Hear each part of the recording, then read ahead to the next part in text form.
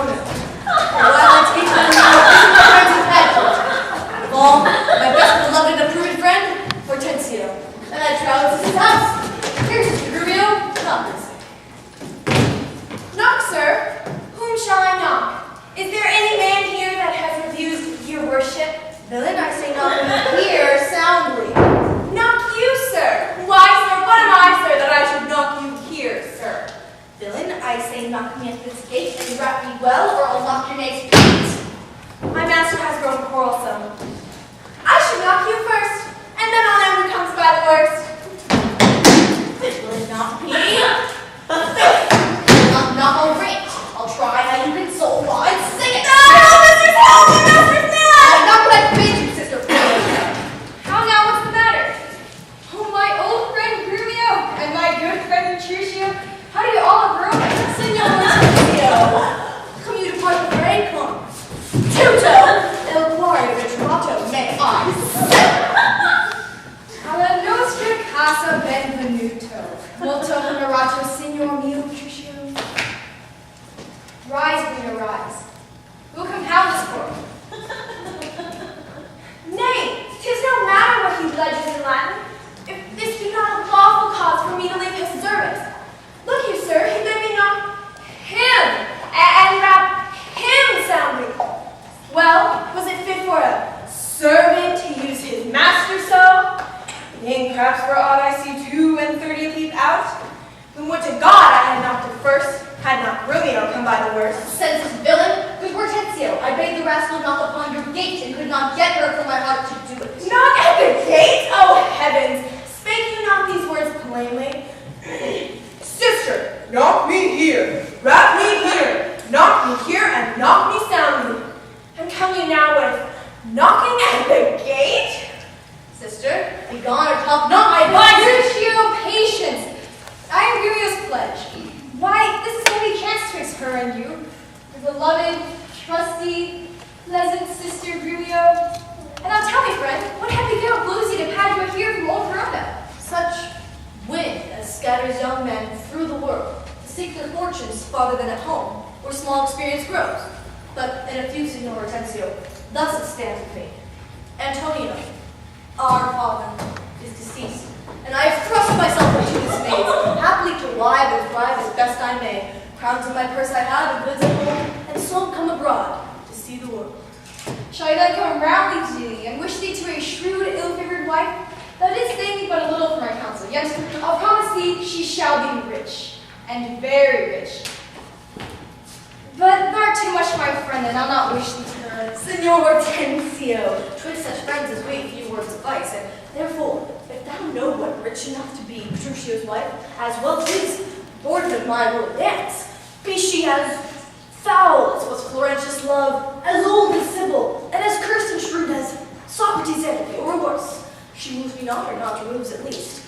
Affection's edge in me, were she as rough as are the swelling Adriatic seas. I come to wive it wealthily in Padua, if lovely, then happily in Padua. Nay, sir, he tells you flatly what his mind is.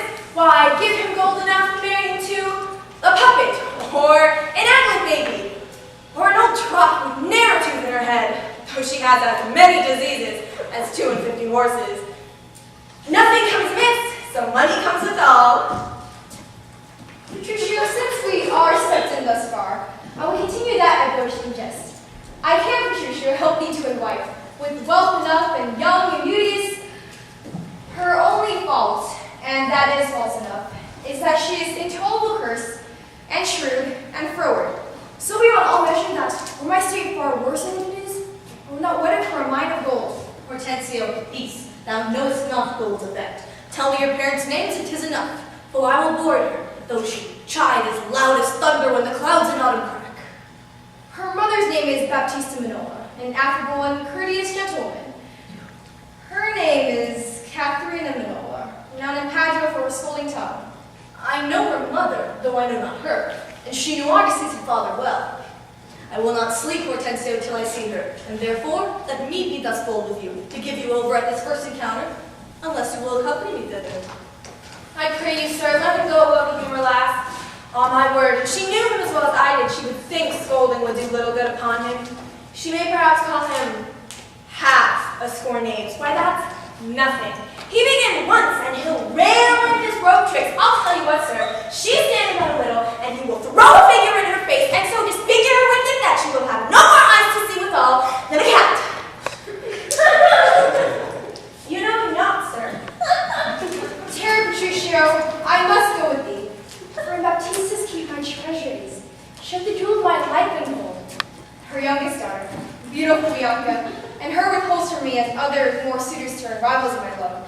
Supposing it a thing impossible, for those facts I before rehearsed, that Katharina will ever be wooed. Therefore this order hath Baptista take, that none shall have access unto Bianca, till Catherine the Cursed have got a husband. Catherine the Cursed, a title for a maid of all titles the worst. Now shall my friend Petruchio do me grace and offer me, disguised in silver robes, to old Baptista, as a schoolmaster, well singing music, that I may, by this device at least, have leisure to make love to her, and unsuspected court her by herself. Here's no knavery. See to be how the old folks, how the young folks lay their heads together. Brother, look about you. Who goes there, huh? Peace, Grumio. 'Tis the rival of my love. Petruchio, stand by, love. 'Tis a proper striking. And an amorous. Very well, I have proofs to note. Hark you, sir, I'll have them fairly bound. All books of love. See that at any hand, and see you read no other lectures to her. You understand me? Over and beside Signora Baptista's liberality, amended with letters. Take your paper too, and let me have them very well with you. For she is sweeter than perfume itself to whom they go to. What will you read to her? Whatever I read to her, I'll plead for you. As for my patron, stand you so assured as firmly as yourself was still in place. Yea, and perhaps with more successful words than you. Unless you were a scholar, sir. I'm just learning what a thing it is. Oh, this woodcock, what an ass it is. Hey, sister, hurry up, Mom. God save you, Signora. And you were all right, Signor Hortensi. Show you whither I'm going, to Baptista Manola. I promised to inquire carefully about a schoolmaster for the fair Bianca. And by good fortune, I have lighted well on this young man, for learning and behavior fit for her turn. Well read in poetry and other books, good ones, I warrant you. 'Tis well, and I, that a gentleman, have promised me to another, a fine musician to instruct our mistress. So shall I know it be behind my duty to fair Bianca, so beloved of me. Beloved of me, and that my deed shall prove. And that his bag shall prove. Romeo, 'tis now no time to vent our love. Listen to me, and if you speak me fair, I'll tell you news indifferent good for either. Here is a gentleman whom by chance I met, upon agreeing from us to his liking, had promised to undertake to woo cursed Catherine, yea, and to marry her if her dowry please. So said, so done as well. Hortensio, have you told him all her faults? I know she's an earthly girl at school. If that be all, masters, I hear no harm. No, sayest me so, friend. What countryman? Born in Verona, old Antonio's son. Our father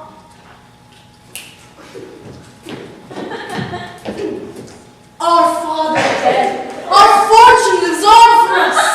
And I do hope good things belong to thee. Oh, sir, such a life and such a wife are strange.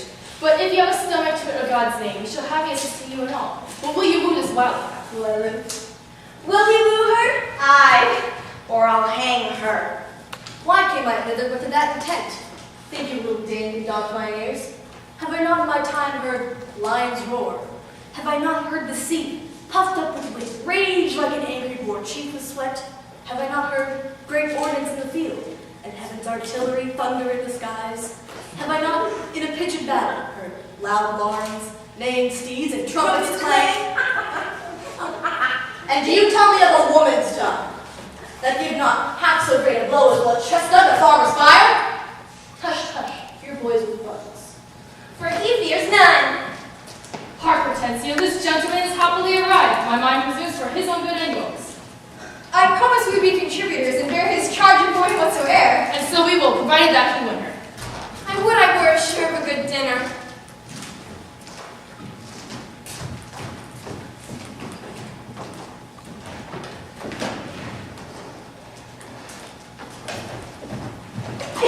Gentlemen, God save you, sir. If I may be so bold, tell me, I beseech you, which is the readiest way to the house of Signora Baptista Manola? She has two fair daughters. Is she you mean? even she be a fellow. Hark you, sir, you mean not her to whom I am devoted. Oh, what have you to do with it? Oh, not her that shines, sir. Any hand I pray. I love no China, sir, Biendello. That's all. Well, we got trying. Sir, a word ere you go. Are you a suitor to this maid you talk of Yerno? And if I be, sir, is it of any offense? No, but without more words would get you hence. Why, sir, I pray, are the streets not as free for me as they are for you? But so is not she. For what reason, I beseech you? For this reason, if you'll know, that she's a choice love of Signor Gremio. That she's the chosen of Signor Hortensio. Oh, softly, my masters! If you be gentlemen, do me this right. Hear me with patience. Signor Baptista is a noble gentlewoman, to whom my father is not all unknown. And were her daughter fairer than she is, she may have many more wooers have, and me for one. Fair Leda's daughter had 1,000 wooers, and the well-born one may fair Bianca have. And so she shall. Lucentio shall make one, though Paris came in hopes to speed alone. What this gentleman loud talk us all. Sir, give him heed, and lo, he'll prove a jade. Hortensio, to what end are all these words? Sir, let me be so bold as ask, do you yet ever see Baptista's daughter? No, sir, but I hear she hath two. The one as famous for her scolding tongue, as the other for her beauteous modesty. Sir, the first for me. Let her go by. Yea, and we that labored a great Hercules, and let it be more than Alcides 12. Sir, understand you this of me in sooth. The younger daughter, whom you hearken for, the mother keeps from all access of suitors and will not promise her to any man until the elder sister first be wed. The younger then is free, and not before. If that be so, sir, then you are the man must stead us all, and me amongst the rest. If you break the ice, and do this feat, achieve the elder, and set the younger free for our access, whose hap shall be to have her, will not so graceless be as to be ingrate. Sir, you say well, and well you do concede. And since you do profess to be suitor, you must, as we do, gratify this gentleman, to whom we all rest generally beholding.